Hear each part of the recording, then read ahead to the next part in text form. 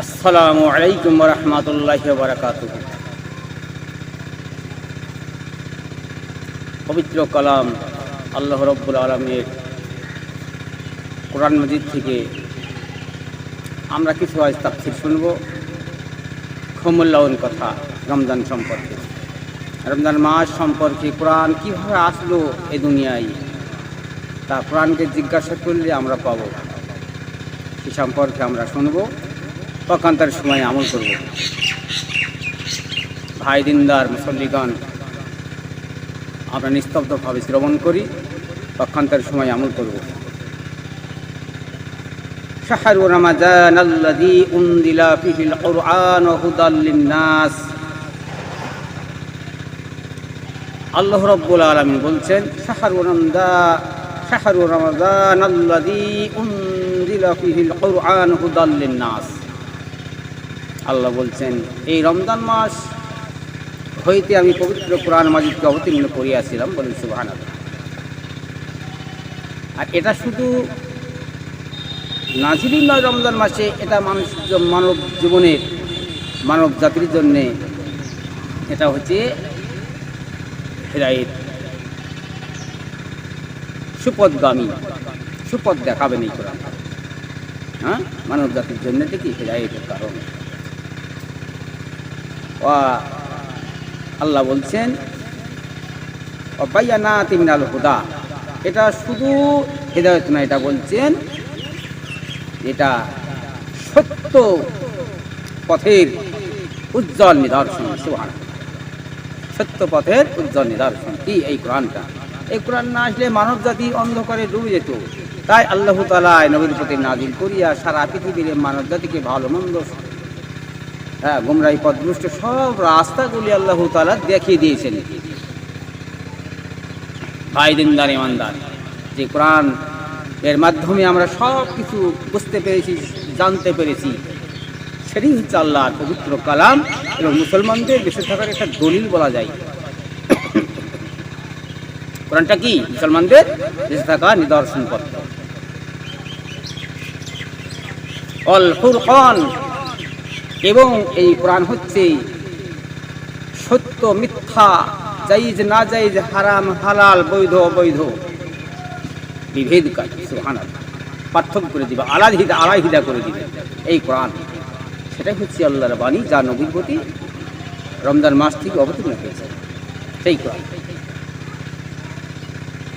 তারপরে আল্লাহ বলেন, ফামান শাহিদা মিনকুমুশ শাহর।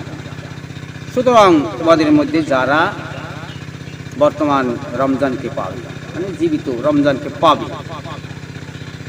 ফালিয়াসুম, তারা যেন রোজা করে, রোজা রাখে রমজান মাসে। ওয়ামান কানা মারিদান, তারপর আল্লাহ বলেন, তোমাদের মধ্যে যারা পীড়িত, ওয়ামান কানা মারিদান, তোমাদের মধ্যে যারা পীড়িত, আও আলা সাফারিন, যারা প্রবাসী, এবং যারা পীড়িত, যারা প্রবাসী, যারা অবস্থান করে, যারা বিদেশি ভ্রমণ করে, পর্যটন করে, তারা কি করবে? এই অবস্থায় কিন্তু রোজা, পীড়িত অবস্থায় বা দেশ প্রবাসী পর্যটন ভ্রমণকালীন যদি রোজা ছুটে যায়, ছেড়ে যায়, কি করবে তারা? তারা কি করবে কি করবে না? তার আল্লাহ ফাইসালা দিয়ে দিয়েছেন কোরআনে। আল্লাহ তার ফাইসালা এই কোরআন দিয়ে দিয়েছেন। সুবহানাল্লাহ। এই কোরআন না থাকলে তাহলে অন্ধকারে আমরা পড়ে থাকতাম, যে কীভাবে রোজা করবো কি করবো না, এই যে একটা বিভ্রান্তের মধ্যে পড়তাম। আল্লাহ এখানে পরিষ্কার বলে দিয়েছেন, ফাইদ্দাতুম মিন আইয়ামিন উখর। অন্য তাই বলছেন, ওই রোজা রাখা তাদের জন্যে অন্য সময়ে কি হবে, জি অন্য সময়ে ওই রোজা রাখা কর্তব্য। এটা আল্লাহ বলেছেন,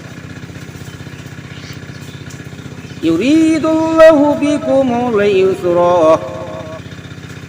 আল্লাহ তাআলা ইচ্ছা করেন তোমাদের, আল্লাহ তাআলা কি বলছেন যে আল্লাহ তাআলা তোমাদের জন্য সহজ অবস্থা করতে ইচ্ছা করেন, তোমাদের সহজ হোক, এটাই আল্লাহ চান। আল্লাহ তাআলা তোমাদের জন্য এটা সহজের জন্য, এটা সহজ অবস্থান করতে ইচ্ছা করে। তাই বলছেন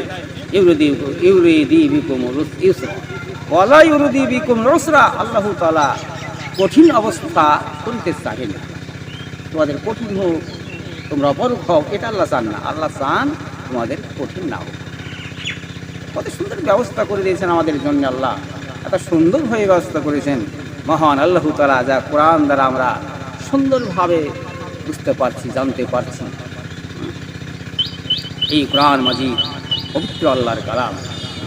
বলি তুকমিলুল ইদ্দাতা বলি তুকাব্বিরুল্লাহ, আল্লাহ বলছেন ওই রোজা তোমরা পরিপূর্ণ করিবে, ওই পরিপূর্ণ করিবে তোমাদের সংখ্যা, রোজার সংখ্যাগুলি পরিপূর্ণ করিবে। মানে যেগুলি ছুটি গিয়েছে, দুবার এসেছে পরিপূর্ণ কথা, মানে তাকিদ হয়েছে করতে হবে তোমাদেরকে পরিপূর্ণ, তাই দুবার এখানে রেখেছে, কথাটা দুবার রেখেছে। ইদ্দাত শব্দটার কথা দুবার রেখেছে। ইদ্দাত ওয়ালি তুকাব্বিরুল্লাহ আলা মা হাদাকুম, আল্লাহ বলছেন আল্লাহর বড়াই বর্ণনা করো, আল্লাহর বদৌলতে বর্ণনা করো, আল্লাহ মহান, আল্লাহ সম্মানিতা বর্ণনা করো। এটা কীরকমভাবে বর্ণনা করবে? এটা শানে নজুলে যেতে হবে আমাদের। কোরআনের বরকত, শানে নজুল বা সম্মানিত কোরআন, হ্যাঁ, সেই দিকে বরকতময় কোরআনের ফজিলতের বরকতের দিকে একটু যেতে হবে। সামান্য শানে নজুল বললে আমরা এই কাব্যের কথাটা আমাদের নলেজে আসবে, ব্রেনে আসবে। শানে নজুল না বললে সব আয়াতের মানে পরিষ্কার হয় না। তাই আল্লাহ বলছেন যে লাআল্লাকুম ওয়া লাআল্লাকুম তাশকুরুন, তাহলে যে ওয়াল্লাহু আলা মা হাদাকুম, যে আল্লাহ তোমাদেরকে সুপথগামী করেছেন এই কোরআনের মাধ্যম ধরে। সুবহানাল্লাহ, আমাদের কি গেছে সৎ পথে চালিত করে আছে এই কোরআন। ওয়া লাআল্লাকুম তাশকুরুন, তাহলে তোমরা কীভাবে আল্লাহ মহিমা ঘোষণা করবে, আল্লাহ শুকরিয়া আদায় করবে। এই জায়গায় বলা হয়েছে তাকে মানে রমজান মাসে এই কোরআনটা অবতীর্ণ হয়েছে, অতএব রমজান মাসে এই কোরআন মাজিদ বেশি বেশি করে রমজান মাসে খেদমত করতে হবে আল্লাহর এই কোরআনে, আল্লাহর এই বিধানে। তাই আল্লাহ বলছে তাকাব্বিরুল্লাহ, হ্যাঁ, আল্লাহ তাই বলছেন ওয়ালিতু কাব্বিরুল্লাহ, আল্লাহ তাআলা বেশি বেশি সম্মান বুজুর্গি বয়ান করে। বেশি বেশি রমজান মাসে আল্লাহর কোরআনকে খেদমত করতে হবে, কোরআনের পড়তে হবে, কোরআনের আমল করতে হবে। এক নম্বর। 2 নম্বর, রমজান মাসে তারাবির তাকিদ করা আছে, তারাবির নামাজ আদায় করতে হবে।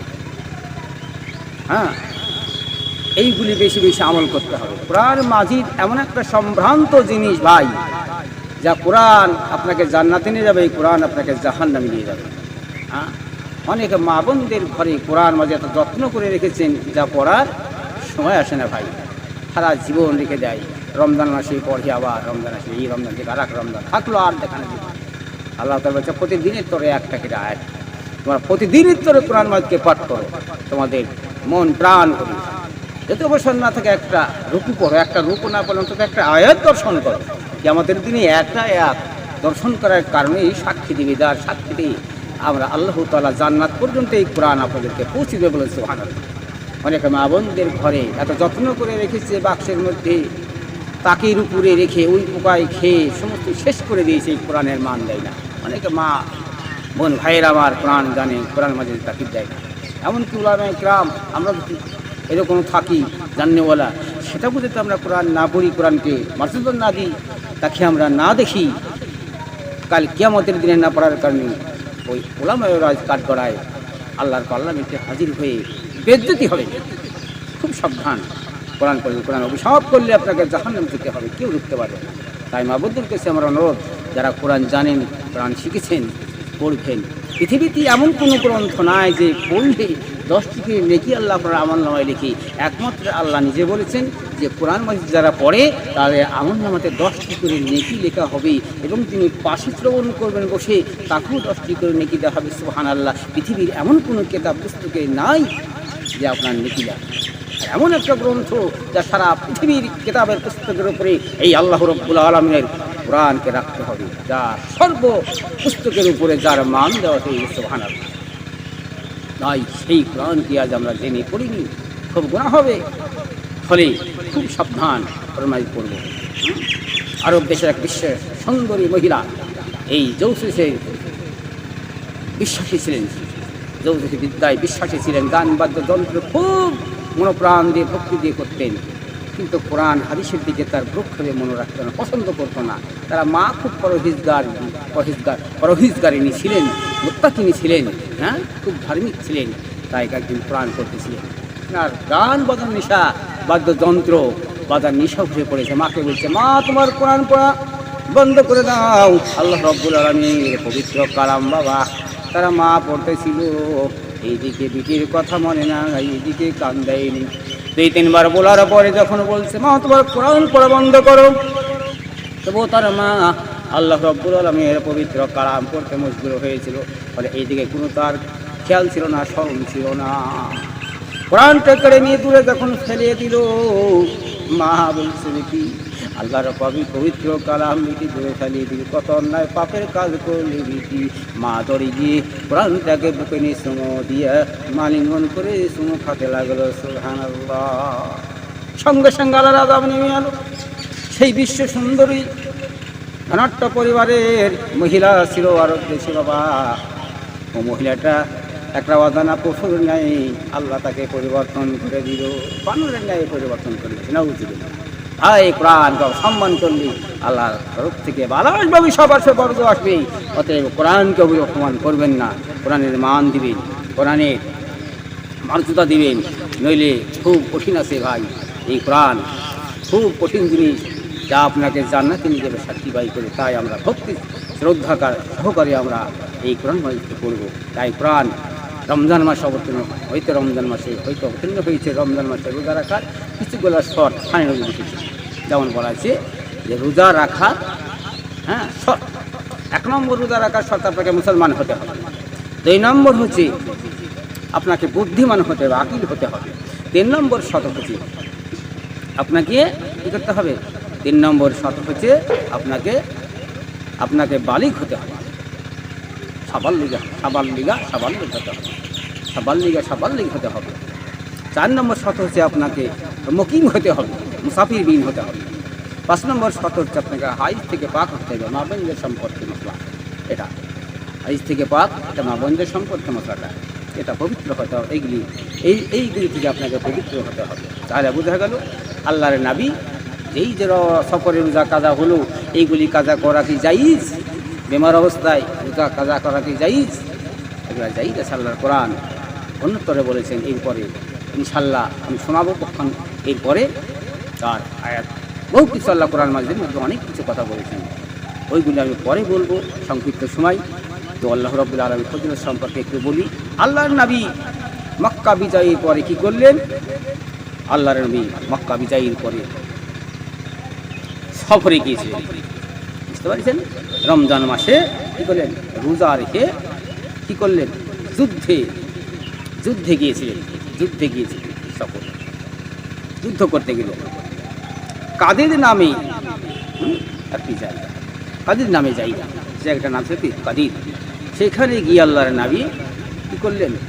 রোজা ইফতার করলেন এবং মানুষদেরকে বললেন তোরা রোজা ইফতার করো।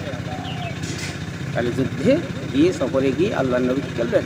রোজা রাখার নিজে ইফতার করলেন এবং রোজা লোকদেরকেও অনুমতি দিলেন ইফতার করা।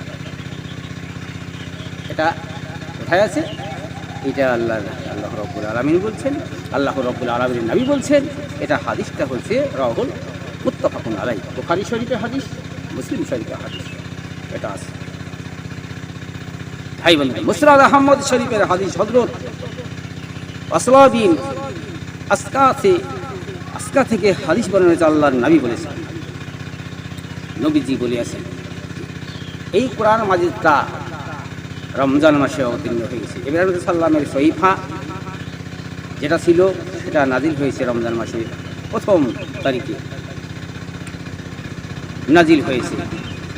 হযরত তাওরাত কিতাব 6 তারিখ অবতীর্ণ হয়েছে, ইনজিল কিতাব 13 তারিখ অবতীর্ণ হয়েছে, কোরআন মাজিদ রমজান মাসে 24 তারিখ অবতীর্ণ হয়েছে। জাবির হইতে একটা হাদিস বর্ণনা হয়েছে, জাবুর কিতাব তা 12 তারিখ অবতীর্ণ হয়েছে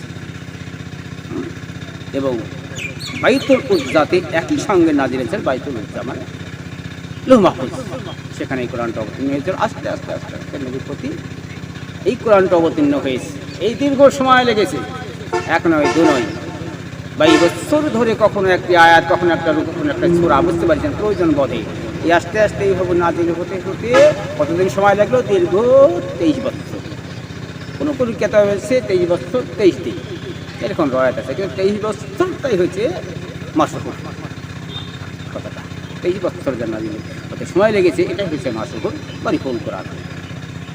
ভাই বন্ধুরা আমার, তাহলে বোঝা গেল, খুব সুন্দর আলোচনা হলো। আল্লাহ তাআলা আমাদেরকে কোরআনের প্রতি আমল করার, জানার, মানার এবং পড়ার, আমল করার, হুকুম মেনে চলার তৌফিক দান করে। কোরআন না দিন আল্লাহ দিন আমাদের মৃত্যু দেয় না, এই বলে আমার বক্তব্য শেষ করছি।